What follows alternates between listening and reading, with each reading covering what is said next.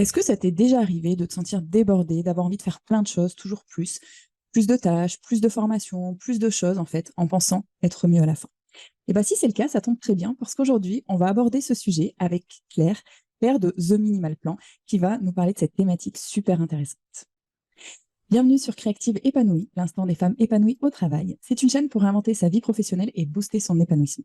Alors juste avant de commencer, je t'invite à télécharger dès maintenant ta checklist pour transformer tes journées professionnelles en une aventure passionnante. Bonjour Claire. Salut Christelle. Donc, je suis ravie de te recevoir ici.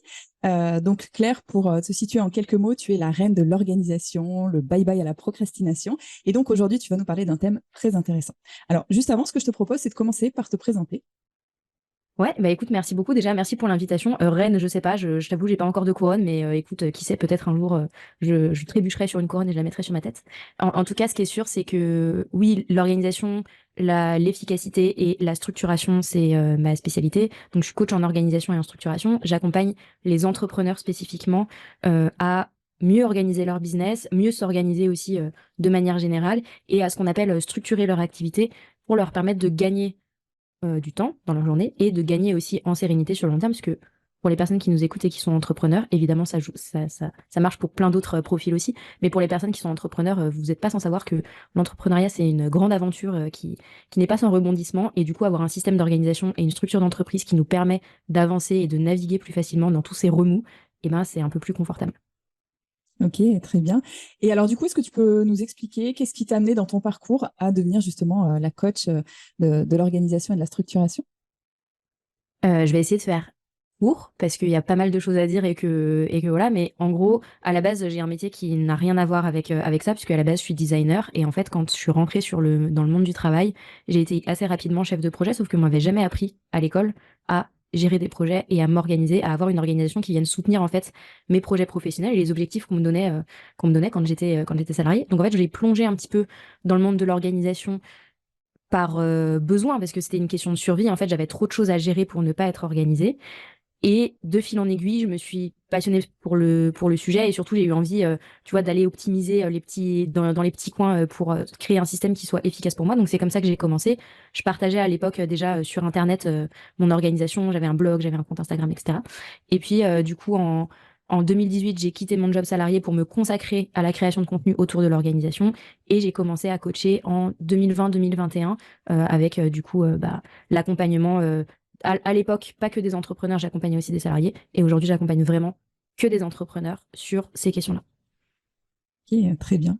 Et alors, du coup, si aujourd'hui tu avais un message fort à faire passer à nos auditrices, de quoi est-ce que tu aurais envie de nous parler? Quel serait ce message fort? Je pense que le message fort, c'est ce que tu as dit dans l'introduction. Au final, c'est le côté apprenez à vous organiser parce que pour moi, c'est une compétence qui est indispensable pour piloter sereinement son business, parce que évidemment, moi, je parle aux entrepreneurs, mais sa vie de manière générale. Donc, apprenez ces compétences-là, apprenez comment est-ce qu'on priorise les choses, apprenez à structurer votre gestion des tâches, à structurer votre temps pour que ce soit le plus efficient possible pour vous. Mais faites attention, et là encore de manière générale, à ne pas tomber dans le toujours plus.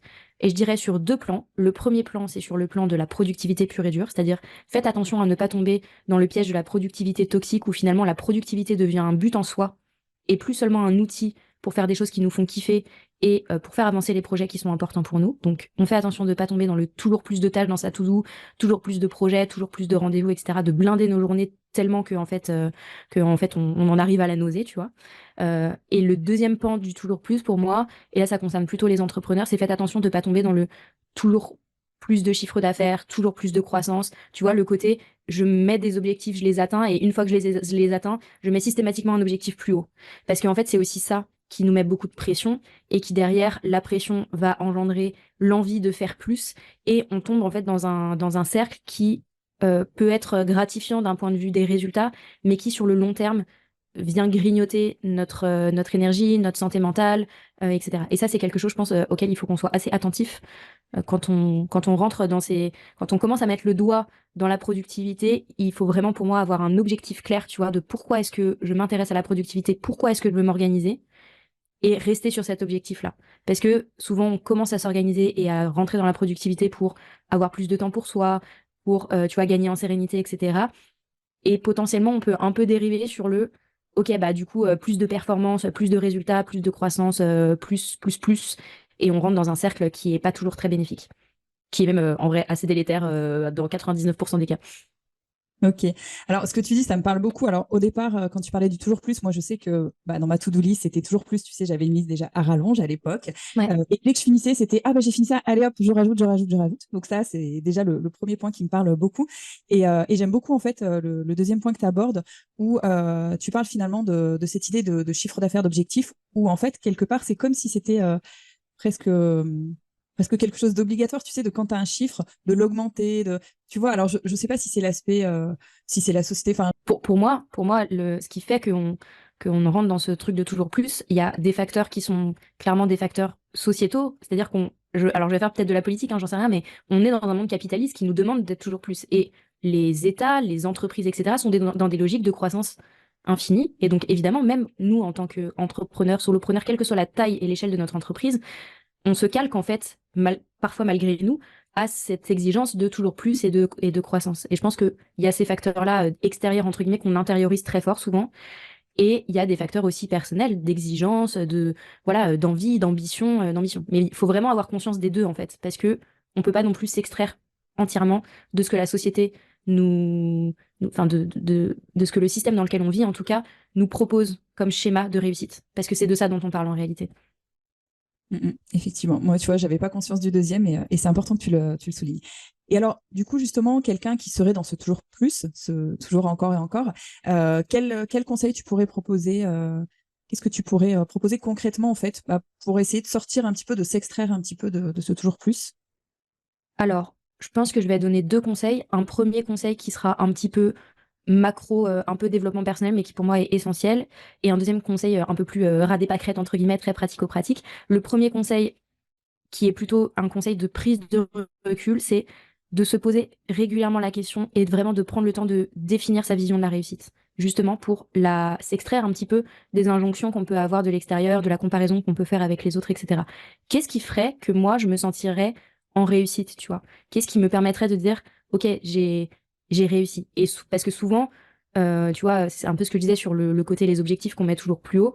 On se met des objectifs, quand on est entrepreneur, des objectifs de chiffre d'affaires très souvent, où du coup, finalement, on se met la barre toujours plus haut, mais ça correspond pas vraiment à nos besoins, tu vois, à nos besoins humains et à nos besoins concrets. Donc c'est déjà, qu'est-ce qui ferait que je me dis, ah, j'ai réussi. Et tu vois, la dernière fois, je participais à une conférence et il y a une des intervenantes qui a dit, moi, ma vision de la réussite, c'est je peux faire la sieste sans me poser la question de savoir si j'ai le droit ou pas, tu vois.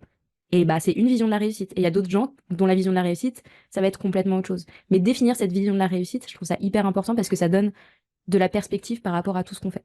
Donc ça, c'est le premier conseil que je donnerais. Et le deuxième conseil que je donnerais, c'est ce que tu disais un petit peu sur la question de la to-do, tu vois, c'est vraiment de se dire, plutôt que de faire des to-do avec 150 trucs dessus, si on devait faire, si on devait donner trois priorités pour sa journée, qu'est-ce que ce serait? Et qu'est-ce que ce serait? Et une fois qu'on a ces trois priorités-là qui sont cochées, entre guillemets, bah, c'est OK de lâcher prise, en fait. Déjà, c'est OK de se féliciter, de se dire, bah, déjà, bravo d'avoir réalisé ces trois priorités. Et le reste, c'est du bonus. Et c'est pas dramatique si c'est pas fait, si c'est fait que en partie, si c'est fait le lendemain. Ok, parfait.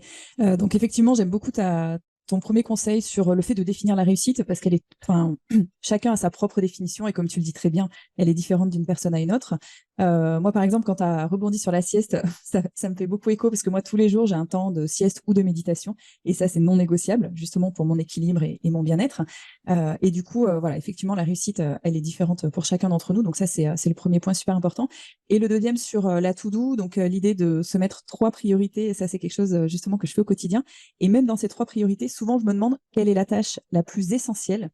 Et si une fois que je l'ai atteinte, en gros le reste, quelque part, c'est presque inutile. Donc vraiment, c'est ramener un petit peu dans l'idée aussi du 20-80 et de se dire quelle est vraiment la priorité, la chose qui va me permettre d'avancer dans mon activité sans me prendre trop d'énergie. Donc à chaque fois, essayer de mesurer tout ça. Et dernièrement, j'ai fait une formation où justement il t'expliquait comment transformer ta to-do list à rallonge en success list, où là, tu mets Ok. vraiment que les étapes les plus importantes. Donc ça rejoint un petit peu ce que tu disais avec les trois priorités, les trois big rocks, pour vraiment justement en finir avec ces to-do où il y a toujours plus avec cette idée de on rajoute, alors que finalement, la plupart du temps, on peut en enlever au moins la moitié. Et promis, la Terre ne s'arrêtera pas de tourner et le monde ne va pas s'effondrer si vous en enlevez la moitié. C'est ça, ouais, tout à fait. Est-ce que tu as autre chose à rajouter? Écoute, je pense que j'ai dit l'essentiel. Donc, est-ce qu'on n'éviterait pas d'être dans le toujours plus, nous aussi? Peut-être. Eh ben, c'est parfait. Juste pour terminer, est-ce que tu as un petit mantra, une petite phrase qui t'aide au quotidien? Je pense que la phrase qui m'aide le plus au quotidien, justement pour éviter d'être dans le toujours plus, c'est un vaut mieux que zéro, que je pique allègrement à Fabien Olicard, mais qui du coup est vraiment dans cette idée de bah une tâche faite, c'est mieux que zéro tâche de faite. Et je trouve que ça, c'est hyper utile pour sortir de la culpabilité de pas en faire assez, justement. Ok, et bah parfait. Bah, on finit par cette très belle phrase. Merci à toi pour cette interview.